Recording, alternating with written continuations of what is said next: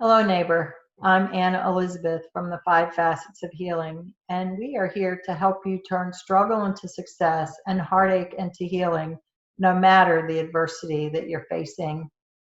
In this current climate of COVID crisis that we're facing, you are experiencing challenge across your entire being, all of your five facets, the academic, emotional, physical, social, and spiritual sides of the self. And we are here to create this video series to just help you with a few tips and strategies for some of the things that people are encountering, to give you some knowledge, information, resources, so that you can lessen the impact on yourself should you experience any of these. And today I am truly honored to have our good friend and a West Coast neighbor, Sharon Ehlers from Grief Reiki here, who is going to talk about one of the unfortunate facts about life, and that is that we're all dying. And yet, how can we do that? And how can we prepare and support our loved ones during that time of need? So, Sharon, welcome as always. Thank you for being here today. And please tell us a little bit more about yourself. Hi, Anna. It's such a pleasure to be here. I know it's a difficult time for everyone, so this is a very important series, and thank you for asking me to contribute. Like I said, I'm Sharon Ehlers. I am the owner and founder of Grief Reiki, and I'm also a death midwife.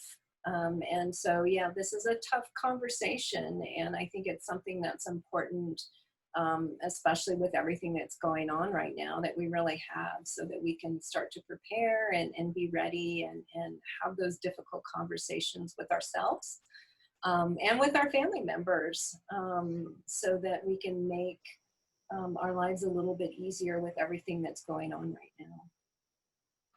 And as we know, some of these things that we're going to be talking about today are things that we can do in the short term. I mean, we do have people right now who have loved ones who have been exposed to the virus, and what are they going to do? People in the hospital and trying to learn that, but then also just sort of the long term. What we know is that if we can have information and prepare somewhat ahead of time, hopefully it can lessen the burdens or the unknowns. And I always say, people don't know what they don't know. We don't know what we don't know. And if we don't know a particular thing is there, then we don't know what questions to ask. And I never knew that such a thing as death midwifery existed until you shared with me that you were taking that training. So I'm really looking forward to learning more today. So what in that industry, with the death midwifery and the current climate, what are some of the challenges that you're seeing that people are facing in this COVID crisis right now? Yeah, I think just kind of give an overview of what, death midwifery is. It's really got three components. The first component is helping people do advanced planning, not only the family, but the person who may have a terminal illness, to kind of prepare for death, both physically, emotionally, spiritually, as well as making sure that, your paperwork is in order, because we know how that can be when you can't find paperwork or things are not in order. That makes it very difficult, not only for the person, but for the family. The other part of being a death midwife is what you're probably more familiar with, and that's death doula. A death doula is somebody who's been trained to sit with a dying person and their family, and help them transition to the other side. So that's part of the training as well. And right now, we can't sit with people. There's sort of this difficulty that's prevalent everywhere, where there's a social isolation. We have to be separate. So, I mean, it literally breaks my heart to think that maybe somebody's alone while they're dying. I know that in palliative care and in hospice, they're still kind of keeping with these things, but there may be cases where people are alone and afraid and dying. And so that's a very challenging thing to go through right now. The last part is post-death care, not only again for the loved one, but for the family.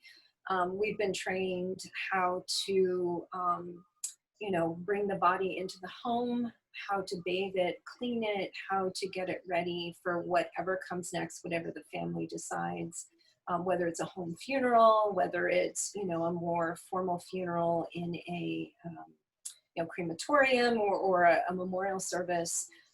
But one of the challenges with that right now is that can't happen either, right? And so, people aren't being able to have that sort of end of life post ritual where we're able to get together and grieve. And so that's another traumatic effect that it's having on the population. And then another final part of what we do post death is working with the family through their grief. Helping them to close up loose ends with either the state or with paperwork, but also being there for them to allow them to talk and heal and grow, and move forward. So there's quite a bit involved, and obviously all parts of it, to include the beginning part where people are ending up ill and maybe haven't planned.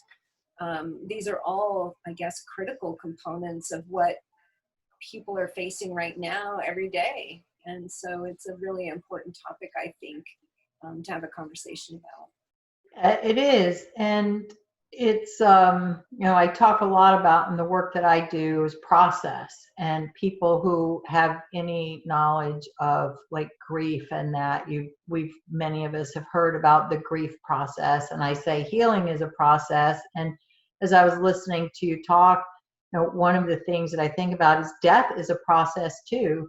And the truth is we are all headed towards dying. I mean, each day that we live, we're one day closer to our imminent death.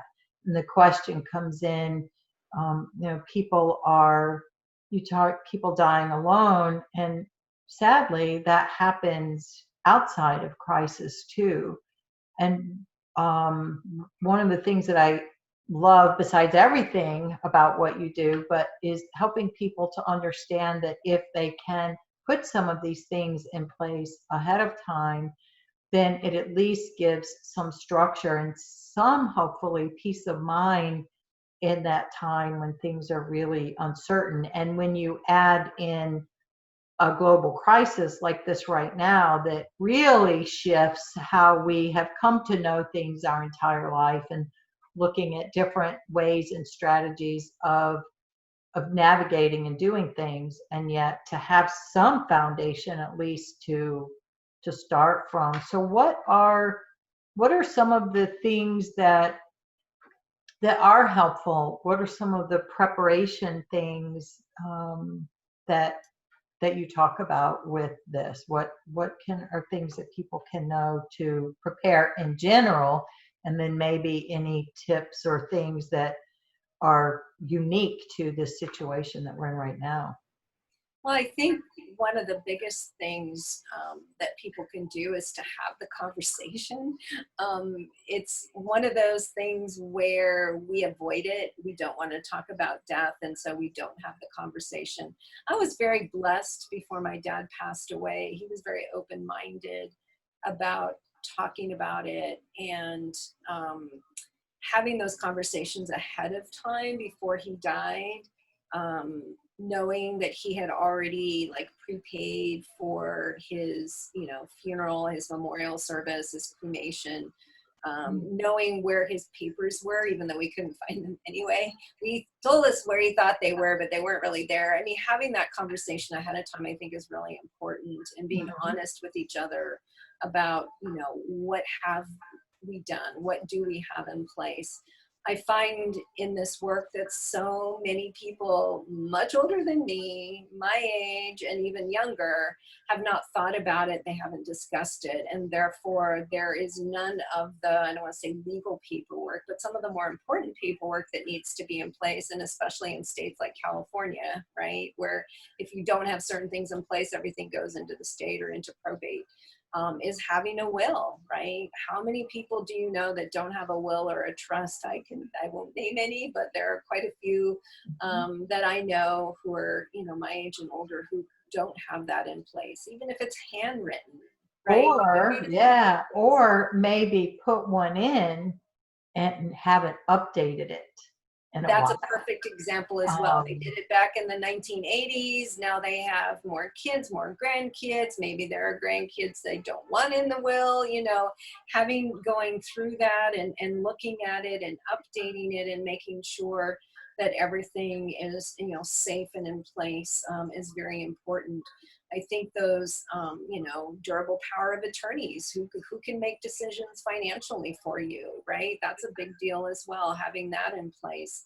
The healthcare directives, especially, and I know now it's a little bit different because if you go into the hospital a lot of times, and I'm not sure how this all works with COVID-19, it probably doesn't work the same way as typically, but if you were going in and having surgery or being admitted, they want to know, do you have a healthcare directive in place? And I think a lot of people don't have that. They make some assumptions, and I know when I was married, one of the things I assumed, which I didn't realize, is that your spouse cannot make decisions for you if you, at least here in California, if it's like that everywhere, but they cannot make decisions for you if you don't have a legally signed, healthcare directive. So you think, okay, well, if I'm in the hospital and things have to be decided, I mean, literally, if you haven't said, yes, my husband can make those decisions for me, they can't.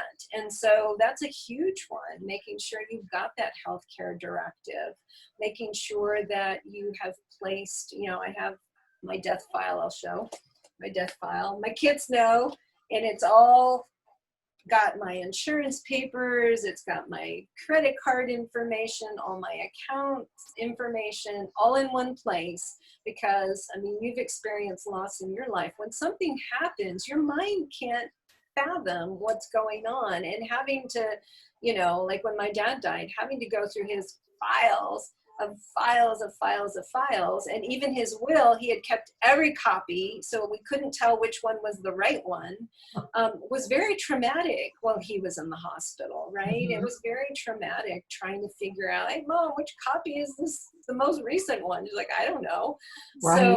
So, going and knowing and walking through all of that stuff ahead of time makes it so much easier to be able to navigate when your mind and your heart and the emotions and the grief fog and all of those things are kicking in. The last thing you want to do is have to be able to go find this stuff and then either find out it isn't there, or that you don't have the authority or the the ability to make decisions either for yourself or for your loved ones while they're in that position. And I think, that's really huge. So instead of being in a position where you're trying to do damage control or create something out of nothing, you at least have some groundwork and some legal standing to go through. And, one of the things as I was listening to you talk, there are many people that don't want to have these conversations because they are hard. As you mentioned, part of my story, I did lose a loved one early on. Gavin, as you know, my first son, died at birth. And that's a little bit different. We really, at that time, we couldn't pre-plan because we didn't know. And yet there were things that now in hindsight that I could have known. And that I just didn't know. And I think part of that is, as much as not wanting to think about it, it's oftentimes also this sense that we're gonna grow old. The average lifespan right now is what, 82 or 78, something like that. So okay, I'm going to live to be at least 75. I don't need to start putting these things in place until I get there. And yet, as as you and I both know, having experienced sudden loss of loved ones, nothing is guaranteed. No time here is guaranteed. And loss, events, and death, really, illness, it doesn't discriminate, as you and I were talking about. I mean, it impacts people of all ages and all walks of life. And so having, being aware of that, if we can recognize that as saying, okay, we're going to put some plans in place that might be a little more difficult now, and yet will help us when we are faced with that ultimate death, regardless of how it happens. Those changing those mindsets a little bit, I think, might be helpful in recognizing that there's multiple things going on. So the will is huge, and keeping it up to date. I know we did ours when our children were younger, and I'm a little embarrassed to say we've talked over recent years that we need to update it, and we haven't. I mean, our kids are grown now. There's one in grad school, the others are fully independent and on their own. How often in your training, do they say how often those things, it's good to update them? And I know you said something handwritten, and I've heard conflicting things about that. I've heard in some instances something that's handwritten is not honored, and it is. So is that state driven? I know I'm asking you a couple questions, but yeah, no, I think it's state driven, and I think there's a site that I can provide that sort of tells you by state what the requirements are and what they allow for. In California, I believe, absent anything else, if you have something in writing, now if you've had it notarized or whatever, that's even better. But if they can confirm that that is your handwriting, or that you left it, or even a video, right? Like you and I speaking, I could say, hey, if I die, this is Anna, this is what I want to happen. If they can confirm, then it gives them something rather than just everything turning over to the state. right. So, I mean, this isn't all just about the legal stuff. I mean, a lot of the, it's the effects that it has on the family. I mean, if you have a sibling or someone, who doesn't have a will and something happens to them, or anything. I mean, here in California it all goes to probate, and it can be stuck there for a very long time. So understanding the laws in your own state, understanding what you need, maybe as a minimum, like I said, you can go to Staples or online, and and you can go to LegalZoom and you can fill something out, and you can have, it's not this big production anymore where you have to have an attorney. Right. It'll take forever, and so keeping it updated, especially if there's any major changes. I know the first thing, this is not to be crass, but the first thing I did after I was divorced, my ex-husband had the power of attorney as well as the ability in the healthcare directive to make decisions for me. And I was very concerned that if something happened after our divorce and I got into a place where I was sick, I didn't want him in the hospital, saying, hey, it's okay with me if you turn her off. Right. I didn't want that, right? He might have wanted that, I'm not sure. But, if there's a big life change, if there's more children, I mean, I've switched like the order, I think my son, who's now, 27, him and my sister are probably a good team if something happens to me. My daughters, I've kind of put them sort of on the secondary list. So, And you can, I love how you say any major changes. So people that are people we're entrusting to make those decisions, life moves on for them too, and their lives will ebb and flow. They may have things that encounter into their life that may make dealing with your end of life stuff a little more challenging if they're already going through things. So recognizing those important or significant life changes, and then making updates as needed. a friend of the family who unfortunately died, but his will had not been updated. And at the time he had been dating somebody, at the time he wrote his will, he had been dating somebody. This is 30, 40 years later when he passed away. Right. He never updated his will. The family figured, oh, okay, we'll just go to her and we'll say, you know, will you turn over your rights, you know, kind of thing. And she actually surprised them and said no. So then it became a fight, you know, between a girlfriend from 40 years ago and the family. And I mean, it was something that could have been prevented, yeah. And I think the additional burden and hardship and suffering that goes with that. Now, I know a lot in LegalZoom, that's great. I didn't even think about that. And they do have, their templates are very easy online, and you can get like a 1-month subscription to use their services. But I know if you write something or if you do a video, the important things that I know is always make sure that there's a date stamp, and that there's a valid signature, and as you say, to some identifiable information.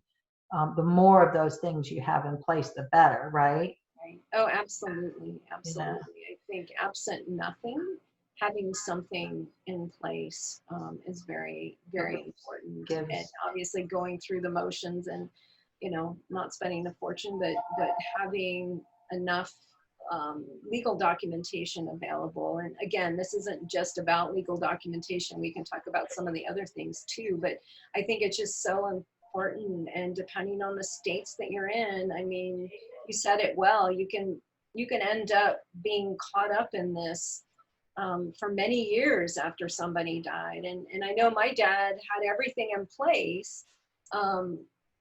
But for the first year, we were bombarded after his death with closing accounts and trying to get life insurance. And it was so emotional, even though we had everything in place, it was still so emotional to pull out that death certificate, mail it in, or do whatever needed to be done.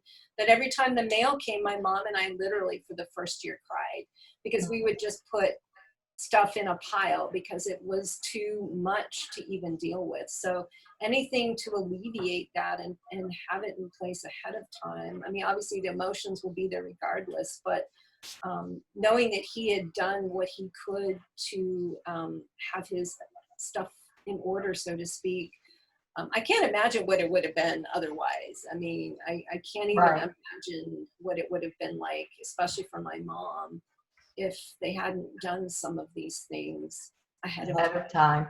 And obviously, you know, we can never create the perfect scenario, and we can't possibly prepare for everything because we again, we don't know what we don't know. We can't prepare for something that we can't anticipate. And yet doing some of these little things in advance that we know will be helpful can help make what we're experiencing a little less complicated and a little less compounded, because the more things that we have to deal with then that add to our layers of grief, the harder it can be just to navigate our days.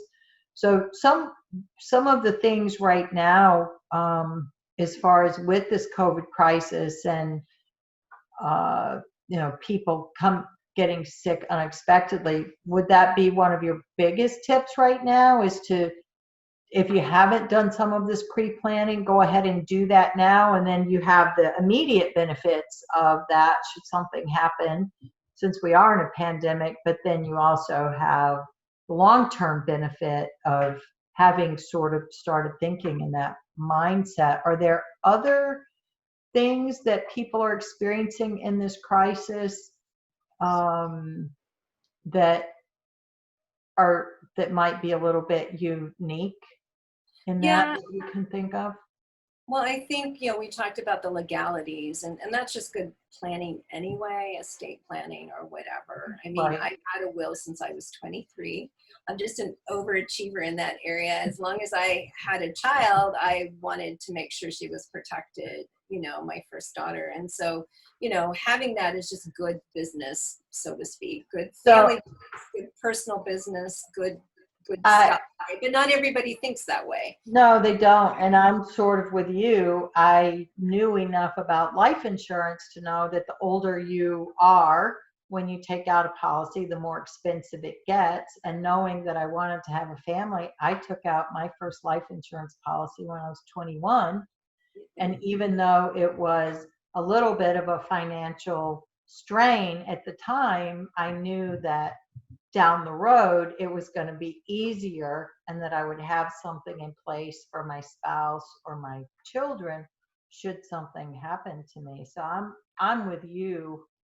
I'm with Right. you in that, and some people are, and some people aren't. So I think we talked about having the health directive, but the thing that we don't typically talk about is having an advanced death directive. And this is a little bit different than having a health directive. The health directive will tell the doctors, you know, do not resuscitate, but they don't really go beyond, and every state is different, so you have to check it out, but they don't really go beyond that. So one of the other conversations that we do not have with each other is, what do I want my quality of life to be, right? Like, how do I want, I've already told my kids if something happens to me and the doctor says that they want to do a ventilator, I don't want a ventilator, right? And I was talking with my friends the other day and they're like, you don't want a ventilator? I didn't know. I'm like, I don't want a ventilator. That's my decision. My kids know that. I've told my son to swear that he will not put me on a ventilator.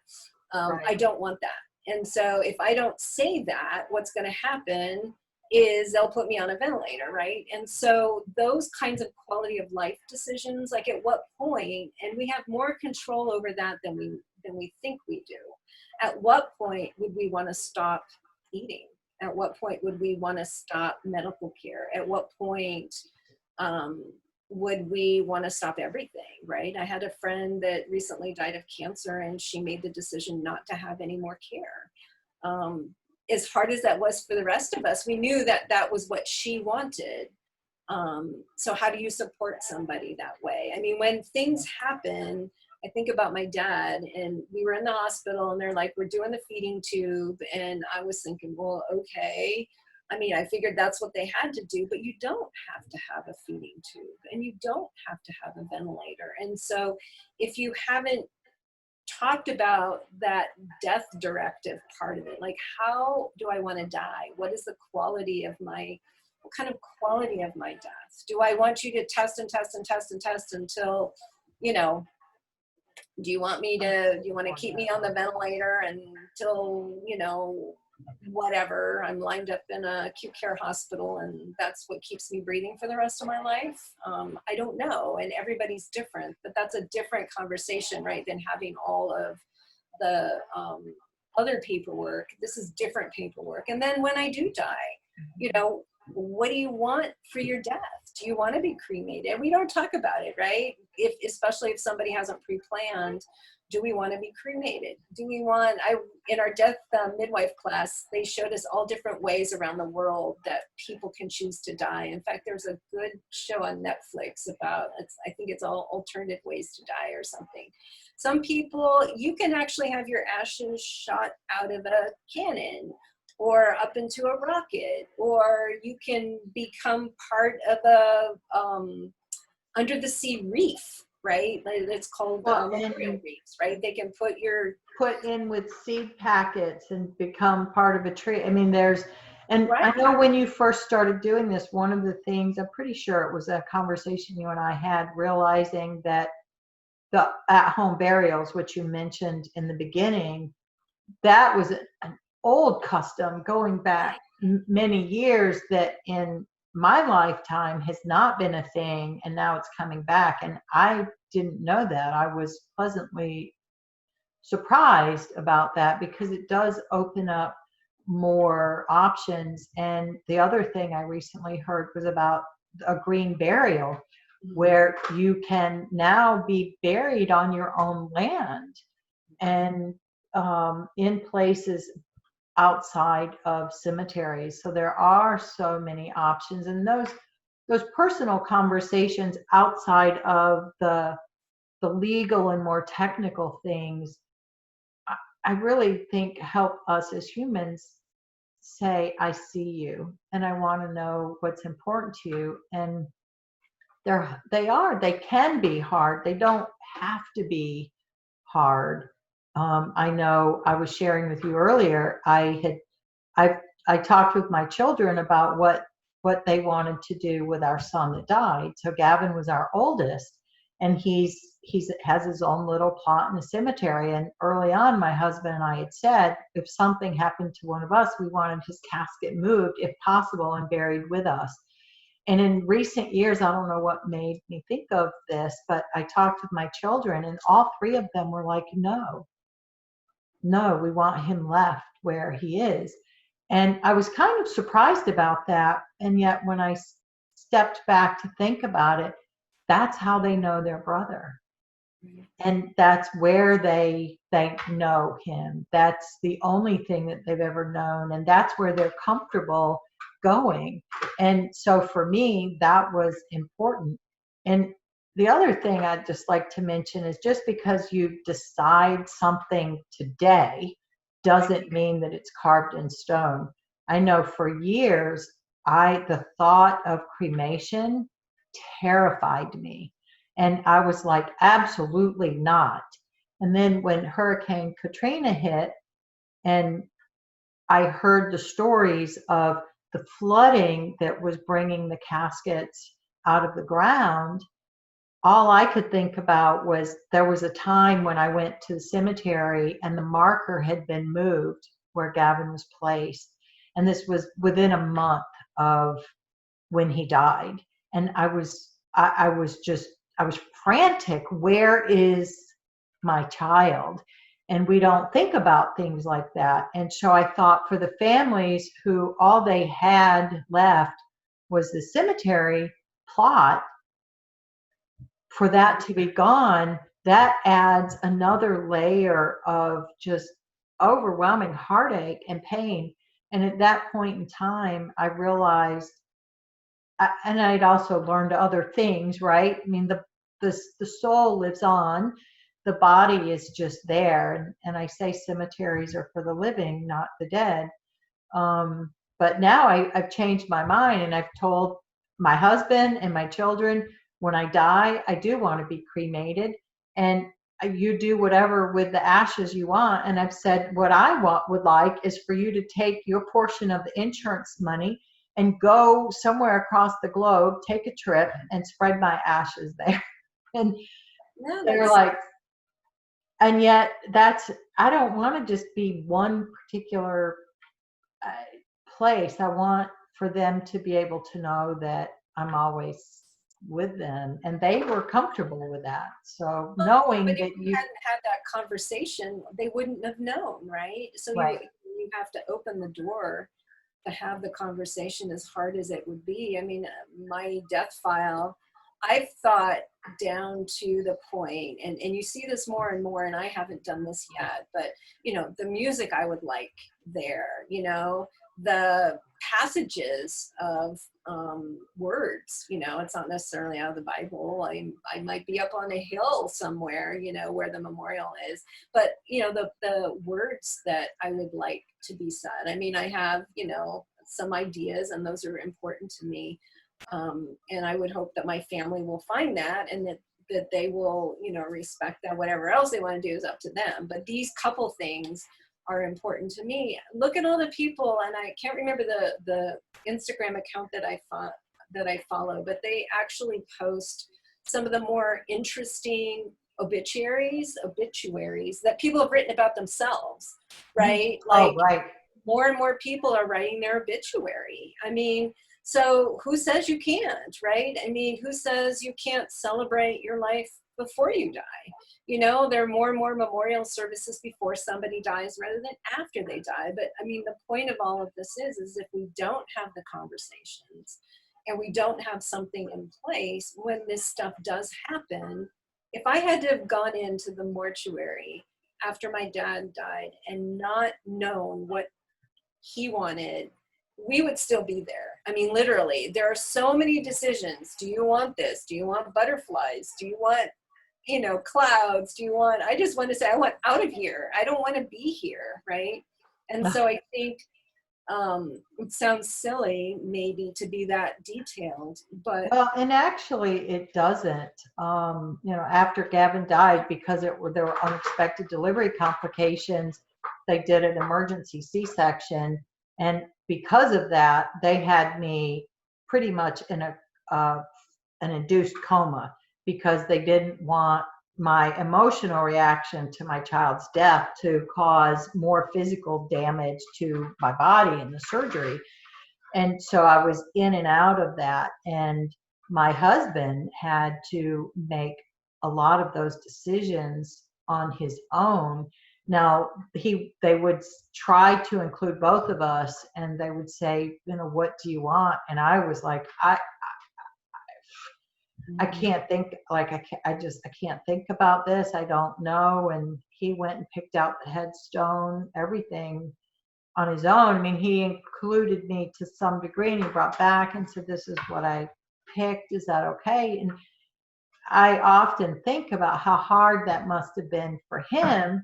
Here, his wife was in a state, in a forced coma, kind of, and his son had died, and he's having to navigate those things, which brings us to another conversation that we had beforehand, and you were sharing about a podcast that you did, and the interviewer asked you if you had had conversations with your own children about what they want.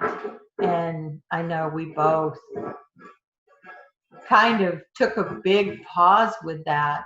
I know I have done things like making sure that when my 3 living children, when they were born, I bought a life insurance policy on them because the financial impact of Gavin's death was unimaginable. And he was a newborn. So I thought, okay, I want to make sure that, God forbid, but if something else should happen, I at least want to have a little bit of financial breathing room and security, so I don't have to go back to work in 3 days and try and deal with everything. And I've talked with, like, my mother and my father about what their wishes are, and yet and I've talked with my children about my wishes, and yet I was surprised by that question, that I haven't talked to them, and I plan to do that. So what are your thoughts on that? well, obviously I hadn't thought about it, right? Until she asked me the question. I mean, I'm prepared, I do strategic planning, right? I've got my little folder, everything's in order and color coded and whatever, right? So if something happens to me, they have it available to them. And of course, the natural part of life is I will die first, right? I mean, I That's will die what we, because I'm old. that's that Exactly. presumption, that Right. presumed expectation that we talked about in the beginning of this, that we just sort of subconsciously expect it. And yet there's so many of us, I'm not the only one that can say, hey, I know that natural order isn't so natural after all. It's Well, and I think because not a she given. experienced it with an older child, teenager, 14, I believe, 13, Mhm. 14. She said, I never asked him. I never asked him and had that conversation with him because I didn't think, like you said, the natural order of things would be that he would go before me. And so she Well, said, have you had that conversation with your children? And I was kind of almost, my reaction was, and I'm thinking, they're 37, 27, and 25. And I'm like, no, I have not. And so the bigger thing was, why wouldn't I have that right, conversation? It's uncomfortable. I don't want to think about it. I don't want it to happen. But, regardless of what's going on in the world right now, you just have no, it can happen anytime, any moment. So whether it's right. COVID-19 or a car accident or, whatever, you just don't know. And so why didn't I have, or why haven't I had that conversation? And it shifted my perspective, and put it in the forefront of my mind is that I do have to have that conversation with each one of them.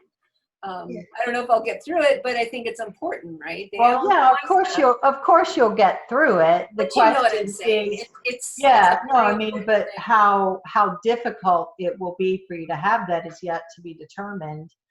And yeah, it is interesting because even having experienced it with one of my own children, I mean, he wasn't newborn, he wasn't older, and yet I was surprised that I haven't thought about that because, like you, I do tend to be sort of solution minded and try to be as proactive as I can. Um, and ultimately, what we want for our loved ones is to be able to honor them in life and death from a place of love and in a way that they would have wanted. I mean, that's what we want. And so to be able to ask them and hear it from them rather than just assuming, and again, coming back to it's not carved in stone or written in blood. My youngest just turned 22, I think, and my old, so they're 22 to 28. Um, that's going to change throughout their life, but having those sort of conversations at other significant lifetimes. What was the term that you used when there's a major change? Right. Periodically saying, is that still what you want? Still kind of what you're thinking? I think those quality of life discussions are certainly important as well, right? I mean, we were talking about at what point Mm-hmm. do you not want any additional intervention? I mean, it's different for everybody. I found that my tolerance is very low. I'm not going to be a martyr. I get to a point where, I can't feed myself or I can't get out of bed, then I may make the decision that I don't want to be fed anymore. I mean, that's a choice, right? And what choices do you have? It's the same thing, same thing with our Mm-hmm. kids. The other part of it is also the legalities, like where is your files? Like who's your boss? Who do I call if something happens? What accounts do you have? Is it all in one place? Is it on your phone that I can't open? Those sort of things. And it sounds, like intrusive, but I think it's realistic. And whether it's family or discussions with friends, my friends are my age, we're talking with each other now more openly about, what do you want when you die? What would you like me to do for you to remember you? Our friend Naomi, she had little memorial emblems, I guess. They're glass, but they have her ashes. And she called me. She's like, what color do you want? Before she died, she was planning all of that stuff. And she's like, what color? You can have purple, and I'm thinking, well, this is a weird, but I have, a purple. I want a purple one, and I have a purple one. Purple and pink. In some ways, I think right now this conversation is even our conversation is timely.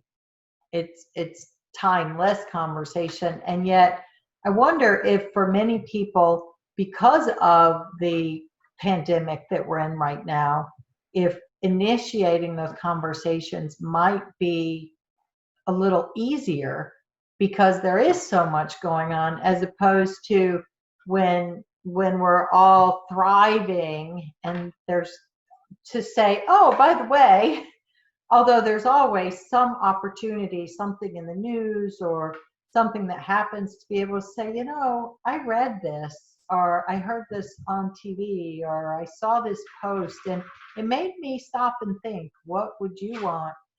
Right now we're in the midst of all of that, so initiating those conversations might be a little more natural transition as opposed to just bringing them up. No, I think you're absolutely right. You're absolutely right. And I think, the ventilator conversation came out of me seeing something on the TV, right, during this whole time. I mean, I never would have I have it in my death directive But I don't think I would have even brought it up. I just wanted to make sure that they knew that I don't want Mhm. the ventilator. And Well, it's so, kind of out of sight, out of mind sort of thing. right. If there's no reason to bring it up. Again, we might not think about it. So But you're yeah, right. I think it opens the door for the conversations, and it's an important conversation to have regardless of what's going on. And I think you're absolutely right with everything that is going on. It opens the door right now to have a that little conversation. I a mean, little easier. Yeah, I believe so. It may not be for everybody, you know, right. everybody's different. But I think it's an important conversation, and the sooner that people can have it with themselves, you know, like we said, with the people around them, you know, mom, dad, you know, brother, sister, and even our friends and our children, you know, it's a two-way street. It's not just about what we would do. It's about what do we do if something happens to those people. And what does up? Yeah, and that's so poignant.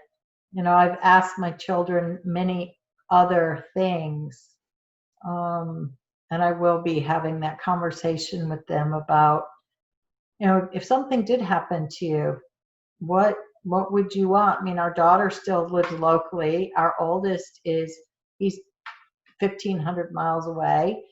Or no, I'm sorry, he's 500 miles away, but still far enough away. And then our youngest would be down in North Carolina as well, except his grad program, the college was shut down, so he's here until that reopens. So yeah, I definitely will be having those conversations with them about what are your wishes should something happen, because I don't see them every day and I don't talk to them every day, and we do never know what's going to happen.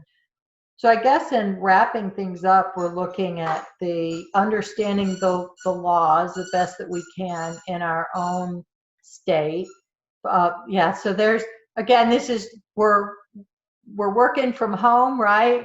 My dog, it's her time. Every night this time she does a parade. She puts on a little entertainment show with her squeaky toys. So I um, wondered what that was. I thought that my fan was squeaking in the room. nope, nope. Real Welcome life, to Anna's real life, Anna, house. real life. Entertainment every night's built in. Pretty soon she'll start racing. She races from the dining room to the foyer and back. She has her own little racetrack. But so those advanced health and medical directives, um, that the wills, and then the personal conversations about just what do you want? Oh, and here comes the puppy. How do you want to be remembered? What health things do you want? Should you be in the hospital? Right, the quality of life, right? What kind of quality of life do you want at the end? Which is a difficult conversation to have. You don't think about it normally, but it's important. And yet it's not nearly as we talked about. So those of you that are watching, Sharon also had some important tips and strategies to help keep ourselves technologically safe. She's, as she mentioned, she also does cybersecurity. So check that out as well. She has some very valuable information. And I forgot where I was going after that, but life does carry on, and we just do the best that we can with what we have and what situations we have. What parting words of wisdom do you have for us, or just something that you would like to share? If you could offer one tip to people, what might that be?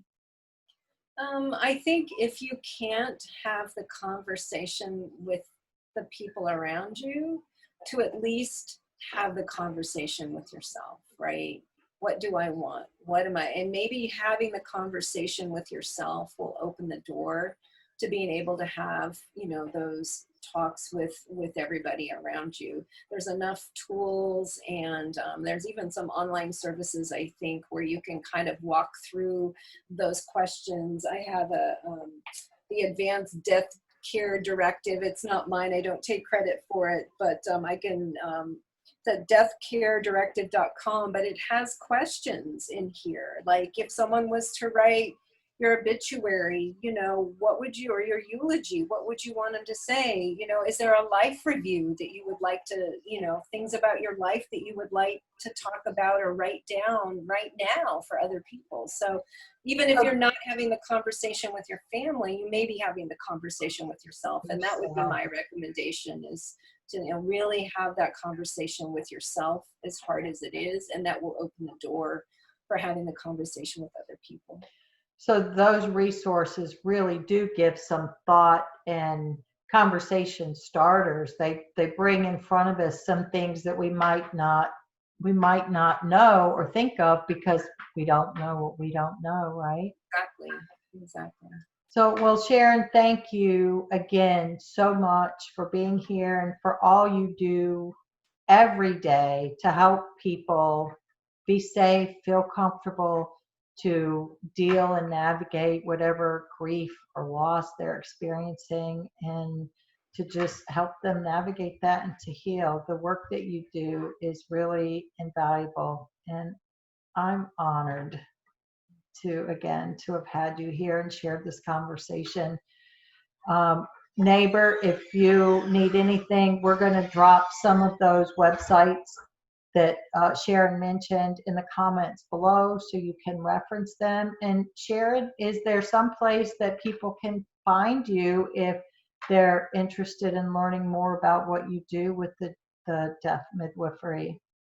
Well, am I saying that right? Is it death midwifery or midwifery? Well, the person who trained me was British, so she says death midwifery, but I think it works both ways. It was kind of like how we were trained was death midwifery, but midwifery is the same, death midwives. And okay, yep. But you can check out my website, which is grief-reiki.com, and then I'm on social media, so Instagram, Facebook, whatever, I'm there. LinkedIn, so yeah. reach out to me that way, and I'd be happy to send you what I know.